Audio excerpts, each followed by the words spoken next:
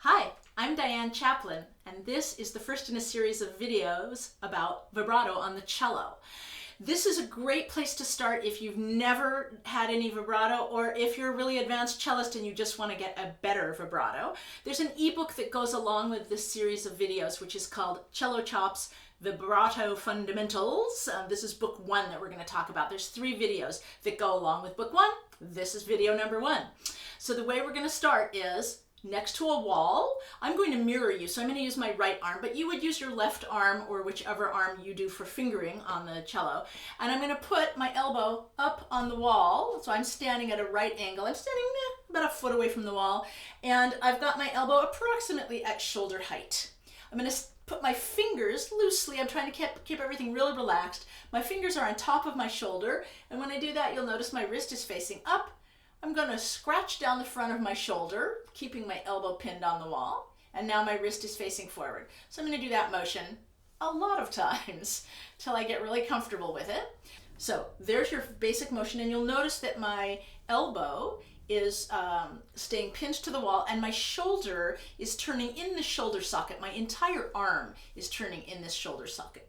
Okay, so that is exercise A, called basic vibrato exercise. Exercise B is developing wall vibrato. So this is what I call this, when you have your elbow pinned on the wall. I'm going to take my middle finger, which is my longest finger, and I'm going to put it right in this sort of notch that I've got below my collarbone. Any place that's comfortable on the front of your shoulder is fine for this. Again, my elbow is approximately shoulder height. If that's not comfortable, you can put it a little bit down. But when you do vibrato at the cello, you do need to have this sort of bird wing sticking out. So we do want to have a fairly elevated elbow, but I don't want it to be higher than my shoulder. And now I'm going to do the same motion that I just did. So when my finger is pinned onto my front of my shoulder, my wrist is facing forward. I turn so that my wrist is up, forward, up. And you can see that that's the same motion I was doing here, where my entire arm is turning in my shoulder socket.